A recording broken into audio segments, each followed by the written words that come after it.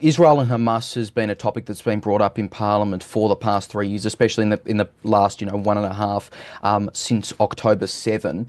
It's something that a lot of voters and a lot of people in Victoria do care about. Mr. Pickering, I'll direct this one to you first. I know your leader, Pauline Hanson, she's been a strong supporter of Israel. She's talked about, there being terrorist people on our street supporting Palestine, quote unquote. Again, there are lots of people who care about this issue. How would you be addressing it as a Victorian senator? Look, so firstly, rather than just addressing the issue, I'd outline my position, and I don't believe changing the Australian government's position on this overall, whoever that may be, the coalition or Labor, is going to make one iota of a difference to the people in Palestine or Israel. Absolutely not. So, while we can continue to lean on our government and demand a two-state solution or whatever else everybody else is asking for.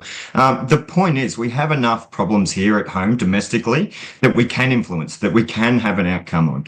And rather than engage in the perpetual division, I think we need to unify on certain things and ensure that this country doesn't suffer the same problems that have, befallen those countries. Mr. Van der Lam, you've been a really strong supporter of Palestine. Just something on what Mr. Pickering raised there, though. I mean, is it not true that Australia does have, and because you're obviously been advocating for the government to change its position in many ways regarding Gaza, but is it not true that Australia does have, pretty minimal influence over the Middle East? That's not correct. Absolutely not. So Australia is the sole supplier and manufacturer, for example, in the F-35 program, of the heat treating of its bomb bay doors, of the F-35 fighter fleet's bomb bay doors, as well as its some of its landing gear. And the F-35 fighter fleet has to, those parts are very high stress parts that have to be replaced every couple of flight hours. So if Australia, just said, hey, we're not supplying those anymore, we're cancelling those contracts, we are the sole supplier of the F-35, of those F-35 parts. We could ground the entire F-35 fleet, not just in Israel, but all over the world. And yeah, like we should just do that. We actually do play quite a major part in that conflict. We like to say that we don't, but that's just because it makes Labor look a little bit better, but they are too. A secondary plan to that, that they'd be able to have those produced and manufactured in another Five Eyes community within 5 minutes. So fucking let them do it. Like, let us not participate in a genocide. If they want to do that, that's fine, and then we can attack them for it. But at the moment, it's our government that is assisting in the genocide and that's of further Palestinians. decimation of our own manufacturing sector. We're just allowing it to go overseas. As long as our manufacturing sector is fine while we're participating in a genocide, that's great. Well, money That's comes from somewhere, mate. Yeah, no, we've Doesn't got to come make out of thin money. air. We've got to make money at all costs, whether that's through the killing of children in another country. We're okay with that. We're not.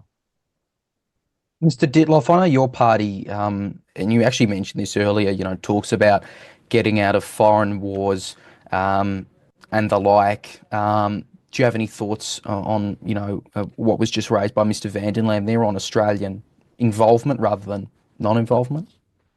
So our position is simple, Leo, and that is that we don't trust what our government does with our taxpayer money here in Australia, where we can see it broadly and where we can observe what they're doing. And they've made a mess of things in our own backyard.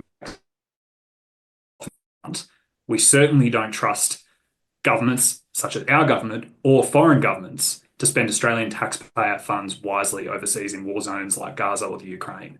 To the extent that government funding participates in foreign overseas conflicts, we'd love to see that withdrawn. If that is to be private sector free trade or industry sort of trade, more power to their arm. But it's really very simple. While Australians are struggling, I'm coming to you here from the electorate of Corio, which is the seat of Richard Marles, the foreign minister in the Albanese government. And while Richard Marles is strolling around the front line of Ukraine in a flak jacket and camo gear, talking about how he's obtained $1.1 billion in funding for the Ukraine in material and funds over the past few years, there are people in Corio, this electorate, who are living in second or third world conditions, who are some of the lowest socioeconomic demographics, highest incarceration rates, and who are struggling to put food on the table, fill up their car, or pay their mortgage, or more likely rent. because it's unlikely they've been able to afford a home. So you can't save a drowning person if you're not a strong swimmer or safe yourself. And Australia needs to take a much narrower view of its national interest and start putting Australian taxpayers first. Ms. Patten, I know you want to interject there. Obviously, you mentioned before, you and even before legalised cannabis, with Reason and the Sex Party, been talking about human rights and compassion. How does that weigh into your views on this? It just doesn't. It just doesn't. I have family in the Middle East at the moment.